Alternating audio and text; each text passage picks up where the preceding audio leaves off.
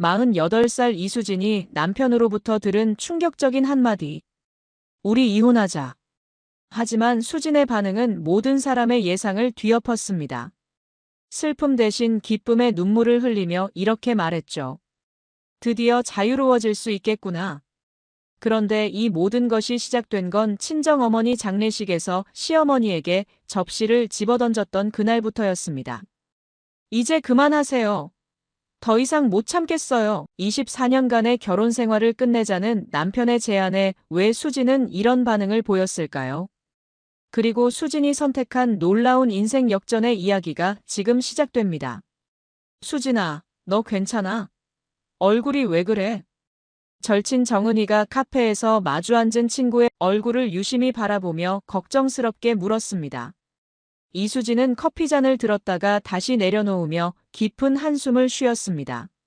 48살의 나이에도 여전히 단정한 모습을 유지하고 있지만 오늘따라 수진의 표정에는 뭔가 다른 기운이 감돌고 있었죠. 은희야, 내가 오늘 너한테 할 말이 있어서 불렀어. 수진이 입을 열자 은희는 더욱 심각한 표정을 지었습니다. 뭔데 그렇게 심각해? 설마 몸이 아픈 건 아니지? 은희의 목소리에 긴장감이 묻어났죠. 수진은 고개를 저으며 잠깐 침묵을 지켰습니다. 그리고 나서 천천히 입을 열었어요. 남편이 어제 나한테 이혼하자고 했어. 은희의 눈이 커졌습니다. 뭐라고? 민수 오빠가 왜 갑자기?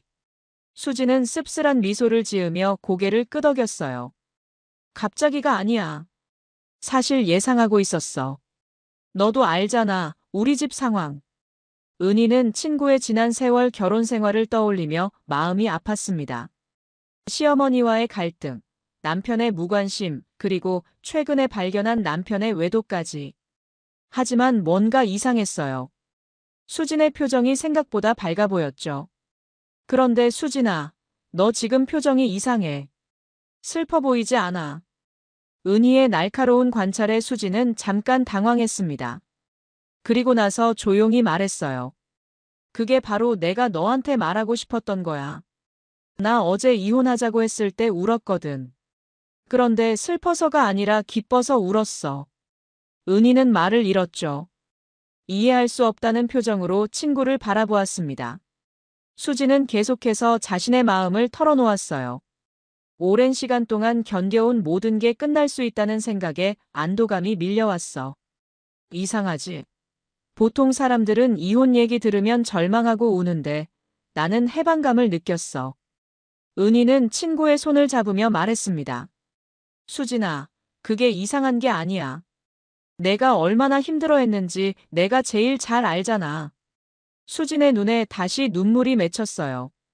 하지만 이번에는 다른 종류의 눈물이었죠.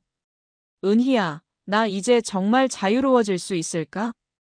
은희는 고개를 끄덕이며 확신에 찬 목소리로 대답했습니다. 당연하지. 너는 이제 내 인생을 살 수 있어. 수지는 깊게 숨을 들이쉬며 오랜 결혼 생활을 되돌아보기 시작했어요. 24년 전 자신은 아직 젊고 희망으로 가득했었죠. 직장 선배의 소개로 만난 박민수와 사랑에 빠져 결혼했던 그 순간부터 지금까지의 모든 일들이 주마등처럼 스쳐 지나갔습니다. 그런데 은희야, 내가 너한테 말하지 않은 게 하나 더 있어. 수진의 목소리가 더욱 낮아졌어요. 남편이 이혼하자고 한 이유가 바로 그거야. 내가 우연히 발견한 건데 민수가 회사 후배랑 벌써 2년째 바람을 피우고 있었어. 그것도 우리 집 근처 오피스텔에서 만나면서 말이야. 은희는 충격에 빠져 말을 잇지 못했습니다. 2년이나? 어떻게 그걸 알았어? 수지는 쓴웃음을 지으며 대답했어요. 민수가 요즘 집에 늦게 들어와도 샤워를 또 해. 그리고 향수 냄새가 나는 거야. 내가 사준 향수가 아닌 다른 향수 말이야. 게다가 신용카드 내역을 확인해보니 매달 같은 오피스텔 관리비가 결제되고 있더라고. 나는 바보가 아니야. 은희가 화를 내며 말했죠. 그 나쁜 남자가 어떻게 그럴 수 있어? 너한테 미안하다는 말은 했어? 수지는 고개를 저었습니다. 미안하다는 말은 없었어. 오히려 이제 솔직해지자면서 자기도 힘들었다고 하더라고. 그 말을 들으니까 오히려 속이 시원했어. 이제 더 이상 가식적인 부부 생활 안 해도 되니까. 은희는 친구의 담담한 모습에 놀랐어요. 너 정말 괜찮은 거야? 화도 안 나고. 수지는 진지한 표정으로 대답했습니다. 화가 안 날 리가 없지. 하지만 그것보다는 안도감이 더 커. 이제 당당하게 그 집에서 나올 수 있잖아. 시어머니한테 더 이상 눈치 안 보고 시누이한테 더 이상 무시당하지 않아도 되고. 가장 중요한 건 소희야. 우리 딸이 이런 가짜 가족 분위기에서 더 이상 자라지 않아도 된다는 거. 수진의 목소리에는 오히려 의연함이 묻어났어요. 수진은 이미 마음의 준비를 끝낸 것 같았습니다. 사실 은희야, 나는 민수의 외도를 알기 전부터 이미 그 결혼 생활에서 마음이 떠나 있었어. 시어머니의 끊임없는 간섭, 남편의 무관심, 그리고 내 자신을 잃어가는 느낌. 매일 아침 일어나서 거울을 보면 내가 누구인지 모르겠더라고. 이수진이 아니라 박민수의 부인, 강옥분의 며느리, 소희의 엄마로만 살아왔으니까. 이제 진짜 이수진으로 살고 싶어. 은희는 친구의 말에 깊이 공감했습니다. 수진이 얼마나 많은 것을 포기하며 살아왔는지 지켜보는 것이 안타까웠어요. 그래, 이제 내 인생을 살아. 나도 응원할게. 수진은 감사하다는 표정으로 친구를 바라보며 말했죠. 은희야, 고마워. 내가 있어서 정말 든든해. 이제 내 이야기를 처음부터 다시 들려줄게. 어떻게 여기까지 왔는지 말이야. 민수 오빠, 저 결혼 후에도 계속 일할 수 있을까요? 그때 수지는 24살이었고, 당시 26살이었던 민수와 결혼을 앞두고 조심스럽게 물어보았습니다. 민수는 따뜻한 미소를 지으며 대답했어요. 물론이지. 요즘 세상에 여자가 왜 일을 못해? 우리 어머니도 이해하실 거야. 그때만 해도 민수는 자상하고 배려심 많은 남자처럼 보였죠. 데이트할 때마다 수진의 의견을 물어보고 함께 미래를 계획하는 모습이 든든했습니다. 수진도 민수의 이런 모습에 마음을 열었어요. 하지만 첫 번째 경고 신호는 의외로 빨리 왔습니다. 수진이 민수와 함께 박민수의 집을 처음 방문했을 때였죠. 민수 어머니인 강옥분 씨는 처음에는 반가워하는 것 같았지만 대화가 진행될수록 미묘한 견제가 시작됐어요. 수진 씨는 어느 동네에서 자랐어요? 저는 서울 외곽에서 자랐어요. 부모님이 작은 식당을 운영하셨거든요. 수진이 솔직하게 대답하자 옥분 씨의 표정이 미묘하게 변했습니다. 아, 그렇구나. 우리 민수는 공무원 집안에서 자랐는데. 그 말 속에는 미묘한 계급 의식이 숨어 있었어요. 수지는 그때 뭔가 이상한 기운을 느꼈지만 대수롭지 않게 생각했죠. 처음 만나는 자리에서 약간의 어색함은 당연하다고 여겼습니다.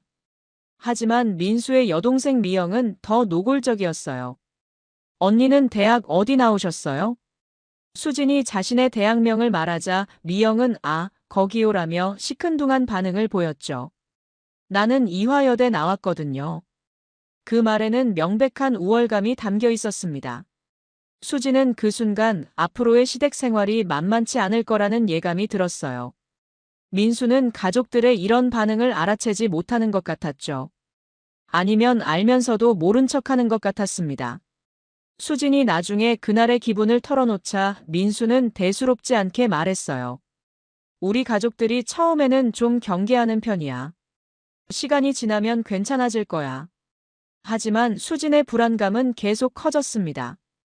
특히 옥분 씨가 수진의 집안에 대해 계속 캐묻는 것이 부담스러웠어요. 부모님은 뭐 하시는 분들이에요? 형제는 몇 명이에요? 집은 어디에 있어요? 질문 하나하나가 마치 신원조회를 하는 것 같았죠. 결혼 준비 과정에서도 갈등이 시작됐습니다. 수지는 소박하고 따뜻한 분위기의 결혼식을 원했지만 옥분 씨는 격식을 중요하게 생각했어요. 결혼식은 호텔에서 해야 해. 우리 집안 체면이 있잖아. 수진이 부담스럽다고 하자 옥분 씨는 날카롭게 반박했습니다. 결혼식이 부담스럽다니, 그럼 뭘 한다고 그래? 우리 민수가 첫 결혼인데 대충 할 순 없잖아. 민수는 이때도 어머니 편을 들었어요. 어머니 말씀이 맞아. 한 번뿐인 결혼식인데 제대로 하자. 수지는 그때부터 자신의 의견이 무시되는 것에 익숙해져야 했죠. 신혼집도 마찬가지였습니다. 수지는 신혼부부만의 공간을 원했지만 옥분 씨는 자신의 집 근처에 집을 구하라고 했어요. 며느리가 시어머니 가까이 살아야 하는 게 당연하잖아. 뭔가 일이 있을 때 바로 도움받을 수 있고. 수지는 그 말이 도움이 아니라 감시라는 걸 직감했죠. 하지만 민수는 어머니의 의견에 동조했습니다. 어머니 말씀이 맞아. 가까이 살면 여러모로 편할 거야. 신혼집은 결국 시어머니 집에서 도보로 10분 거리에 있는 작은 빌라가 됐어요. 수지는 그 집에서 첫날 밤을 보내며 복잡한 감정에 빠졌습니다. 행복해야 할 신혼 첫날이었지만 왠지 모를 답답함이 가슴을 짓눌렀죠. 민수는 수진의 기분을 알아채지 못하고 오히려 기대에 찬 목소리로 말했어요. 내일부터 어머니가 자주 오실 거야. 생활에 필요한 것들 챙겨주시고 음식도 해주실 거야. 수지는 그 말을 듣고 더욱 답답해졌습니다. 첫 번째 명절인 추석이 다가왔을 때 수진의 예감은 현실이 됐어요. 옥분 씨가 전화를 걸어와서 추석 준비에 대해 자세히 설명했죠. 우리 집 차례상은 전통 방식으로 해야 해. 새벽 5시부터 와서 준비하고 나물은 시금치, 도라지, 콩나물, 무나물 이렇게 4가지.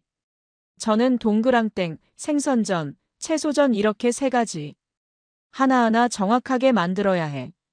수지는 전화를 받으며 가슴이 답답해졌습니다. 신혼 첫 명절이 이렇게 부담스러울 줄은 몰랐어요. 민수에게 걱정을 털어놓자 민수는 별일 아니라는 듯 말했죠.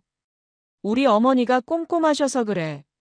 한 번만 따라해보면 금방 익숙해질 거야. 수지는 그때부터 자신이 이 가정에서 어떤 위치에 있는지 깨닫기 시작했습니다. 수진아, 이게 뭐야? 추석 당일 새벽 5시부터 차례상 준비를 시작한 수진을 보며 옥분 씨가 짜증스러운 목소리로 말했어요.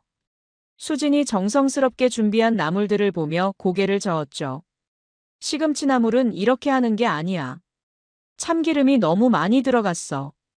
간도 싱겁고. 수지는 당황하며 대답했습니다. 죄송해요, 어머니. 다시 할게요. 하지만 옥분 씨는 이미 수진이 만든 나물들을 다른 그릇에 옮기고 있었어요. 됐어. 내가 다시 만들 테니까 너는 다른 거 해. 수지는 서운함을 느꼈지만 참았죠.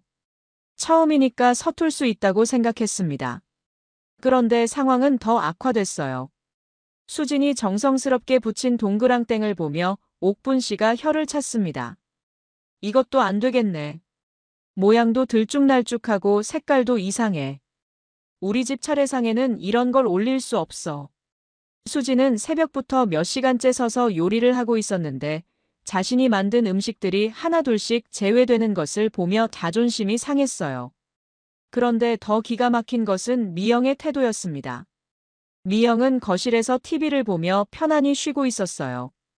옥분 씨가 거실에서 쉬고 있는 미영에게 소리쳤죠. 미영아, 너는 거기서 뭐 하고 있어? 언니 도와줘. 미영은 TV에서 눈을 떼지 않고 대답했습니다. 언니 혼자 잘하고 있는데 뭘 도와요? 언니 고생 많아. 수지는 그 말을 듣고 기가 막혔어요. 새벽부터 홀로 일하는 자신을 보며 고생 많다는 말로 끝내는 미영의 태도가 이해되지 않았죠. 더욱 황당한 것은 옥분 씨가 미영의 이런 태도를 당연하게 받아들인다는 것이었습니다. 미영이는 아직 결혼 안 했으니까 이런 일 안 해도 돼. 며느리가 하는 게 당연하지. 수지는 그 말을 들으며 이 집의 위계 질서를 명확히 깨달았어요. 민수는 아버지와 함께 성묘를 다녀와서 상황을 파악하지 못했습니다. 차례를 지내고 난 후 수지는 민수에게 조심스럽게 말했죠. 여보, 어머니가 내가 만든 음식을 다 다시 만드셨어. 좀 서운했어. 민수는 대수롭지 않게 대답했습니다. 어머니 성격이 원래 그러셔. 완벽주의자시거든. 나도 어려서부터 그렇게 자랐어. 이해해줘. 수지는 남편의 반응에 더 서운함을 느꼈어요. 자신의 마음을 이해해주기보다는 어머니를 감싸는 모습이 실망스러웠죠. 추석이 끝나고 일상으로 돌아갔지만 옥분 씨의 간섭은 더 심해졌습니다. 수진이 친정에 가려고 하면 반드시 전화가 왔어요. 수진아, 또 친정 가려고. 시집 온 여자가 친정을 그렇게 자주 들락거리면 안 돼. 수진은 한 달에 한 번 정도 친정에 가는 것도 눈치를 봐야 했죠. 어머니 안 계실 때 가려고 했는데요. 옥분 씨는 더 큰 목소리로 말했습니다. 그게 문제야. 나 없을 때 가려고 하는 게 뭔가 숨기는 게 있나?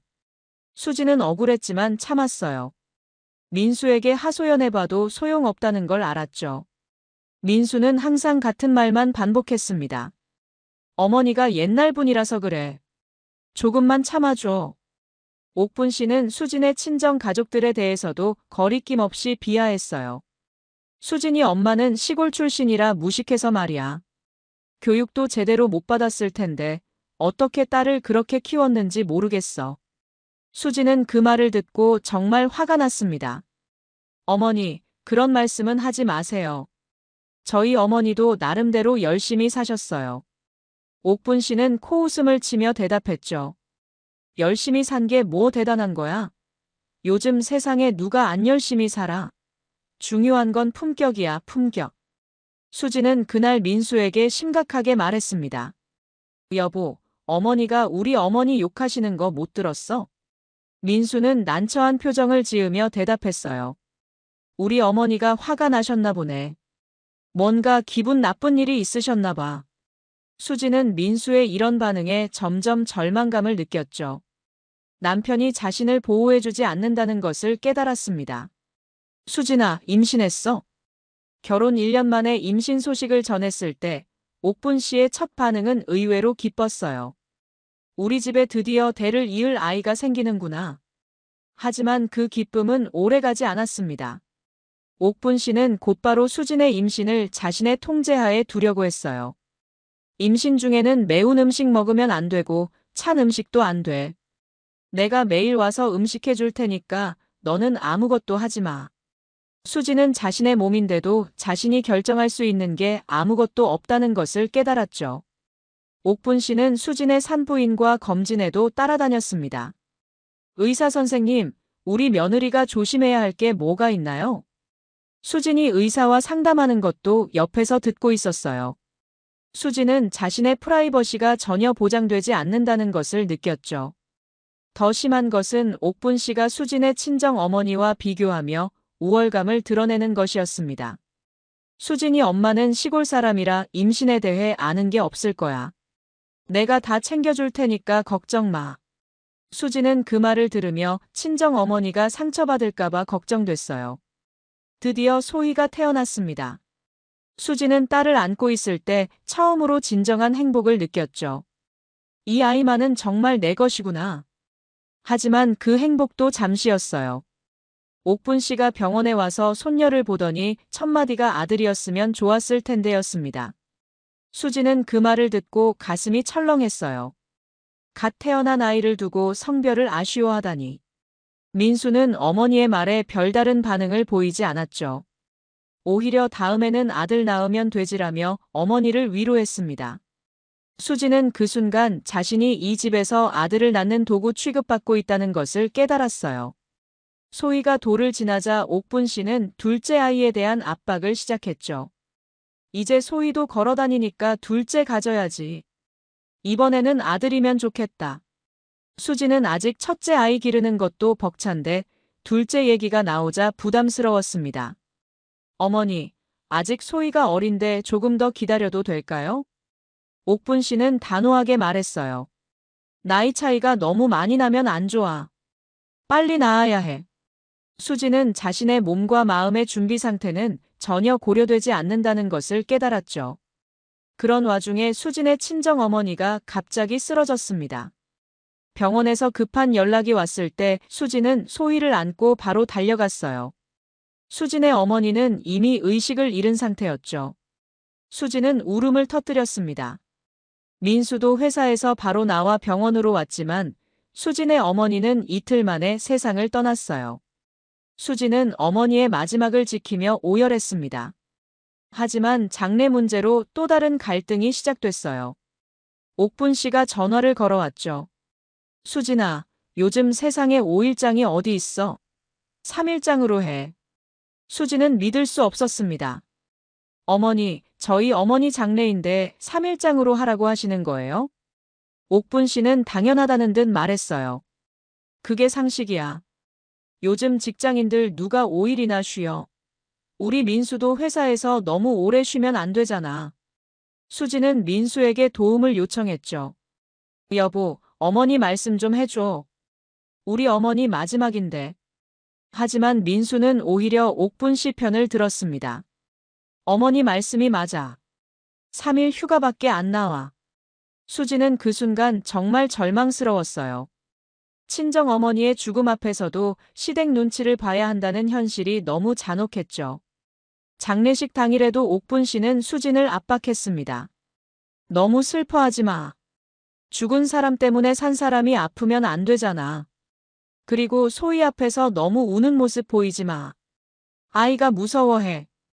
수지는 친정 어머니의 장례식에서조차 자신의 감정을 억누르고 살아야 했어요. 그런데 옥분 씨는 조문객들 앞에서 이런 말을 했죠. 우리 며느리 친정이 좀 시골이라서 말이야. 그래도 우리가 잘 도와줘서 이 정도라도 치를 수 있었지. 수지는 그 말을 듣고 더 이상 참을 수 없었습니다. 24년 동안 쌓인 분노가 한꺼번에 터져나왔어요. 수지는 상조 음식을 담은 접시를 옥분 씨에게 집어던졌죠. 이제 그만하세요. 더 이상 못 참겠어요. 조문객들이 모두 놀라 바라보는 가운데 수지는 목소리를 높였습니다. 우리 어머니 장례식에서까지 왜 그런 말씀을 하세요? 시골이 어때서요? 제 어머니는 평생 정직하게 사셨어요. 민수가 당황하며 수진을 말렸죠. 수진아, 진정해. 사람들이 다 보고 있잖아. 하지만 수진은 멈출 수 없었습니다. 사람들이 보면 어때요? 저도 사람이에요. 감정이 있다고요. 그날 이후 수진과 시댁 사이의 관계는 더욱 악화됐습니다. 옥분 씨는 수진의 행동을 용서할 수 없다며 민수에게 계속 불만을 토로했어요. 내 부인이 나한테 그게 뭐 하는 짓이야? 며느리가 시어머니한테 접시를 던지다니. 민수는 수진에게 사과하라고 압박했죠. 어머니한테 가서 사과해. 내가 너무 심했어. 하지만 수진은 고개를 저었습니다. 미안하지 않아요. 오히려 속이 시원해요. 수진은 그날 이후 뭔가 달라졌어요. 더 이상 옥분 씨의 말에 위축되지 않았죠. 오히려 당당하게 자신의 의견을 말하기 시작했습니다. 어머니가 정신적으로 매우 힘들어했어요. 하지만 옥분 씨는 수진의 상심을 이해하려 하지 않았죠. 언제까지 그렇게 슬퍼할 거야? 이제 그만하고 정신 차려. 소희도 있는데. 수지는 어머니의 죽음을 제대로 슬퍼할 시간조차 주어지지 않았습니다. 수지는 점점 자신이 이 집에서 감정을 가진 한 사람이 아니라 그냥 기능만 하는 존재로 취급받고 있다는 것을 깨달았어요. 소희가 중학교에 올라가자 새로운 문제가 생겼습니다. 아이가 사춘기에 접어들면서 할머니의 잔소리에 반발하기 시작한 것이었죠. 소희가 친구들과 놀러 나가려고 하자 옥분 씨가 말했어요. 요즘 애들은 왜 이렇게 밖에서 놀려고 해? 집에서 공부나 해. 소희는 짜증을 내며 대답했습니다. 할머니, 저도 친구들이 있어요. 가끔 놀러 나가는 게 당연하잖아요. 옥분 씨는 그 말을 듣고 화를 냈죠. 당연하기는 뭐가 당연해? 요즘 애들은 버릇이 없어. 수지는 딸과 시어머니 사이에서 중재하려고 했지만 양쪽 모두 만족시키기 어려웠어요. 특히 소희의 진로 문제를 놓고 갈등이 심해졌습니다. 소희는 미술에 관심이 많았는데 옥분 씨는 반대했어요. 미술이 뭐 먹고 살 거리야? 의대 가든지 법대 가든지 해야지. 소희는 할머니의 말에 상처를 받았죠. 할머니는 왜 제 꿈을 무시하세요? 옥분 씨는 더 큰 목소리로 말했습니다. 꿈이 뭐가 중요해? 현실을 봐야지. 수지는 딸의 편을 들고 싶었지만 시어머니 앞에서 반박하기 어려웠어요. 그래서 나중에 소희에게 따로 말했죠. 소희야, 엄마는 내 꿈을 응원해. 할머니 말씀은 신경 쓰지 마. 하지만 소희는 이미 할머니의 말에 상처를 받아 자신감을 잃은 상태였습니다. 수지는 이런 상황들을 보면서 점점 우울감이 깊어져 갔어요. 딸까지 시어머니 때문에 상처받는 모습을 보니 더 이상 참을 수가 없었죠. 시간이 지날수록 수진의 마음은 점점 무거워졌습니다. 친구들과 만나는 것도 줄어들었어요. 만나면 시댁 이야기만 하게 되는 것 같아서 부담스러웠죠. 은희가 걱정하며 말했습니다. 수진아, 너 요즘 너무 말이 없어. 무슨 일 있어? 수진은 괜찮다고 말했지만 사실 괜찮지 않았어요. 잠도 잘 오지 않고 입맛도 없었죠. 어떤 날은 아침에 일어나기조차 힘들었습니다. 모든 것이 의미 없게 느껴졌어요. 민수는 수진의 변화를 눈치채지 못했습니다. 아니, 눈치채려고 하지 않았을 수도 있었죠. 수진아, 지금 어디 있는지 알아? 작년 가을 어느 날 저녁, 은희에게서 급한 전화가 왔어요. 수진은 저녁 설거지를 하고 있었습니다. 왜? 무슨 일 있어? 은희의 목소리가 떨리고 있었어요. 나 지금 강남역 근처에 있어. 그런데 민수 오빠 봤어. 수지는 별일 아니라고 생각했습니다. 민수는 회사 때문에 강남에 가는 일이 종종 있었죠. 회사 일로 갔나 보네. 그런데 은희의 다음 말이 수진을 얼어붙게 만들었어요. 아니야, 수진아. 젊은 여자랑 같이 있어. 아주 친밀해 보였어. 손잡고 걸어가면서 웃고 있더라고. 수진은 설거지하던 손을 멈췄습니다. 뭐라고? 은희는 확실히 봤다고 말했어요. 민수 오빠 맞아. 키도 그렇고 걸음걸이도 그렇고. 여자는 20대 후반 정도 되어 보였어. 머리가 길고 예쁘더라. 그리고 둘이 정말 연인 같았어. 수지는 머리가 하얘지는 것을 느꼈죠. 은희야, 확실해? 혹시 다른 사람 아닐까? 은희는 며칠을 고민하다가 전화했다고 했습니다. 수진아, 내가 너한테 이런 말하기 정말 싫었어.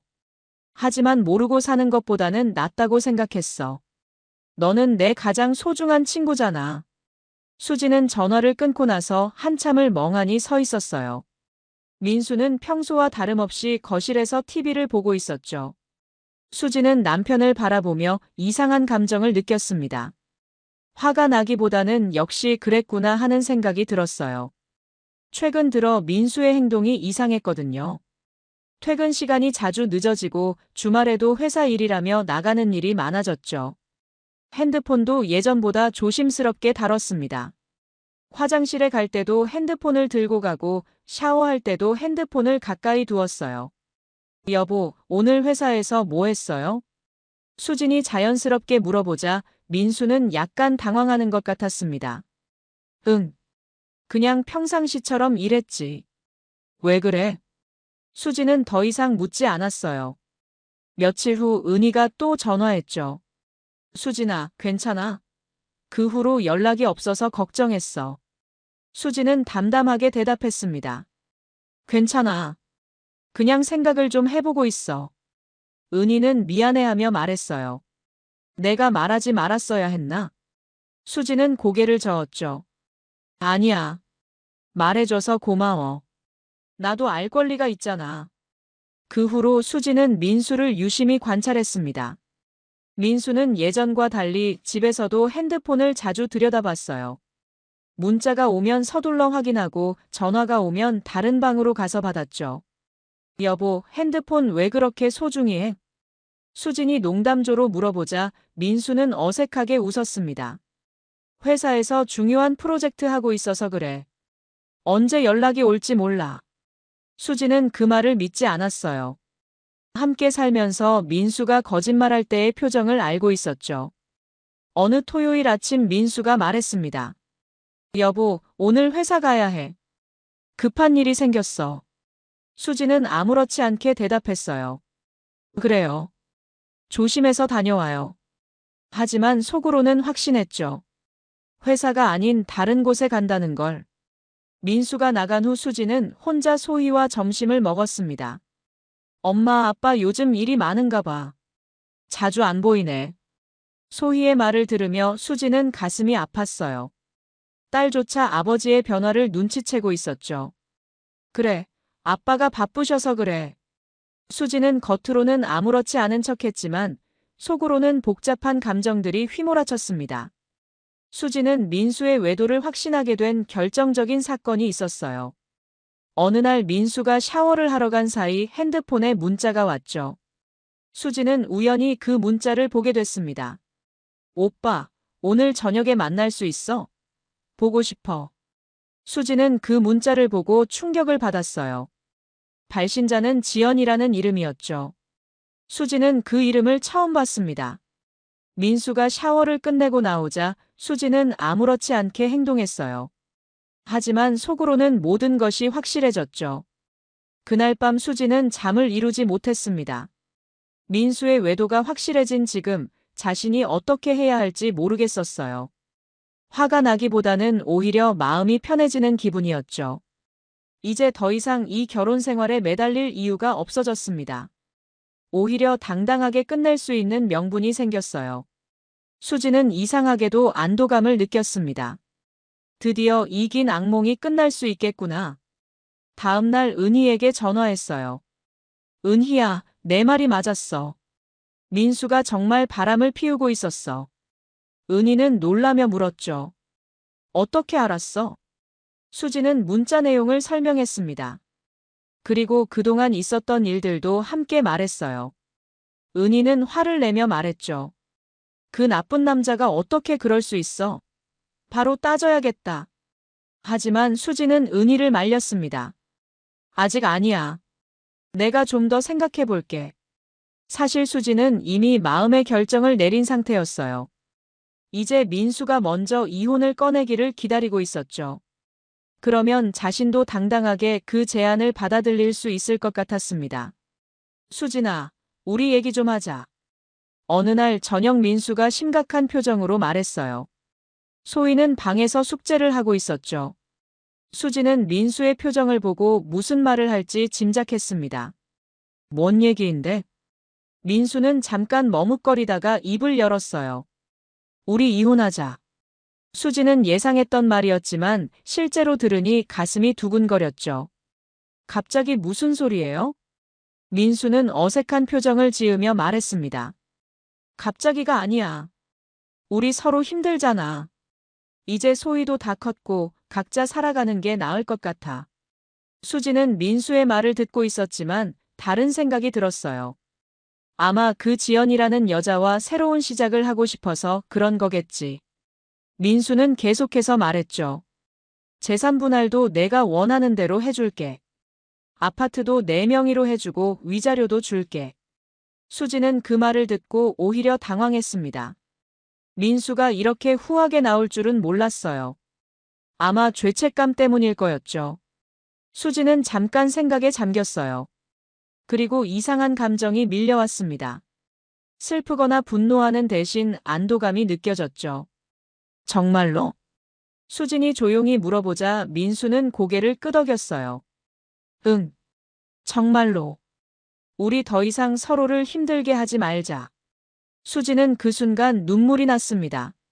하지만 슬픔의 눈물이 아니었어요. 오랜 시간 짊어져 온 무거운 짐이 내려지는 것 같은 해방감 때문이었죠. 왜 울어? 민수가 당황하며 물었습니다. 수지는 눈물을 닦으며 대답했어요. 몰라. 그냥 눈물이 나네요. 민수는 수진이 슬퍼서 우는 줄 알았죠. 미안해. 내가 좀 더 잘했어야 했는데. 수지는 속으로 생각했습니다. 미안해하지 마. 나도 이제 자유로워질 수 있으니까. 그날 밤 수지는 잠을 이루지 못했어요. 하지만 불안해서가 아니라 묘한 흥분감 때문이었죠. 드디어 시댁 갈등에서 벗어날 수 있다는 생각. 더 이상 옥분 씨의 눈치를 보지 않아도 된다는 생각. 미영의 빈정거리는 말을 들을 필요가 없다는 생각에 오히려 기분이 좋았습니다. 수지는 침대에 누워 천장을 바라보며 앞으로의 계획을 세웠어요. 이제 정말 내 인생을 살 수 있어. 무엇을 하든 내 마음대로 할 수 있어. 다음 날 아침 소희에게 말해야 했죠. 소희야, 엄마 아빠가 너한테 할 말이 있어. 소희는 부모의 심각한 표정을 보고 무슨 일인지 눈치챘어요. 혹시 이혼하시는 거예요? 수지는 놀랐습니다. 어떻게 알았어? 소희는 담담하게 대답했어요. 엄마 아빠가 요즘 대화도 안 하고 아빠는 집에 늦게 들어오시고 분위기가 이상했어요. 다 느꼈어요. 민수가 미안하다는 표정으로 말했죠. 소희야, 아빠가 미안하다. 소희는 오히려 부모를 위로했습니다. 괜찮아요. 엄마 아빠가 행복하시면 저도 괜찮아요. 그런데 저는 엄마랑 같이 살 거예요. 수지는 딸의 성숙함에 감동했어요. 그리고 동시에 안도했죠. 소희가 이해해준다니 정말 다행이었습니다. 소희는 또 말했어요. 사실 저도 할머니 때문에 스트레스였어요. 할머니가 저한테 하시는 말들이 정말 상처였거든요. 이제 할머니 눈치 안 보고 살 수 있어서 저도 좋아요. 수지는 딸의 말을 듣고 마음이 아팠습니다. 소희도 그동안 할머니 때문에 힘들어했구나. 소희야, 미안해. 엄마가 너를 더 보호해줬어야 했는데. 소희는 고개를 저었어요. 엄마가 가장 힘드셨을 거예요. 이제 우리 둘이서 행복하게 살아요. 옥분 씨에게 이혼 소식을 전했을 때 반응은 예상했던 대로였습니다. 뭐? 이혼? 왜 갑자기? 수지는 간단히 설명했어요. 어머니, 저희가 서로 맞지 않는 것 같아요. 옥분 씨는 화를 냈죠. 맞지 않기는 뭐가 맞지 않아? 오랜 시간을 살았는데 이제 와서 무슨 소리야? 그리고 소희는 어떻게 할 거야? 수지는 담담하게 대답했습니다. 소희는 저와 함께 살겠다고 했어요. 옥분 씨는 더 화를 냈어요. 그럼 우리 손녀를 언제 보라고 그래? 수지는 이제 더 이상 옥분 씨의 말에 상처받지 않았죠. 이제 곧 자유로워질 거라는 생각에 모든 게 견딜만 했습니다. 미영도 예상대로 반응했어요. 언니가 우리 집을 떠나면 소희는 어떻게 되는 거야? 우리가 키워야 하는 거 아니야? 수지는 단호하게 말했습니다. 소희는 제가 키울 거예요. 미영은 불만스러운 표정을 지었죠. 그럼 우리는 뭐가 돼? 손녀를 못 보게 되는 거야? 수지는 더 이상 미영의 말에 신경 쓰지 않았어요.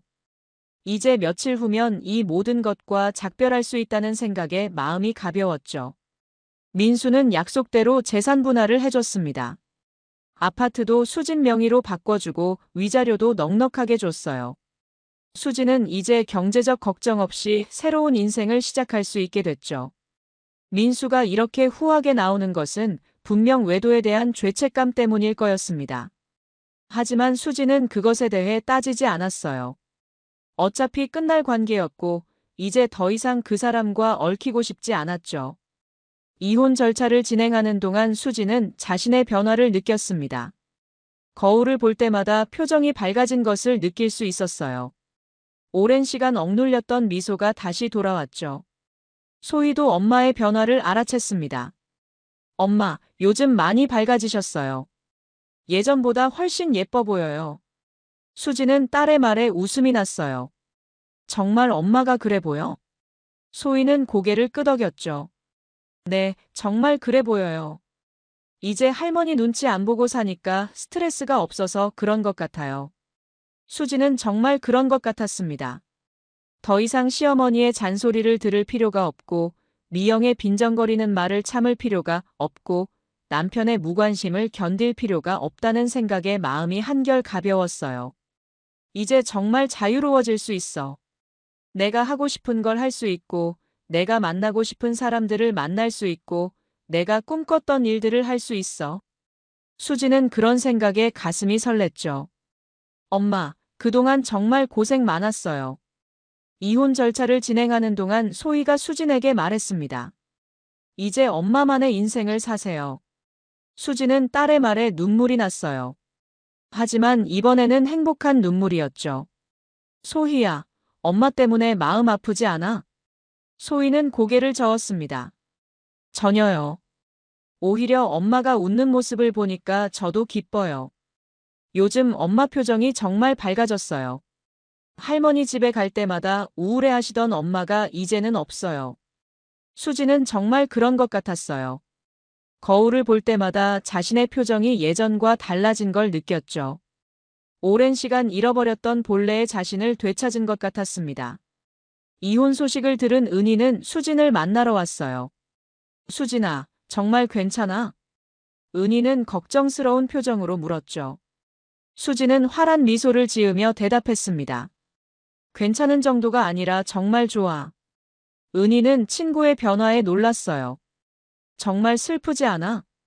수진은 고개를 저었죠. 슬프기는커녕 해방감이 느껴져. 오랜 시간 만에 진짜 내 인생을 살 수 있을 것 같아.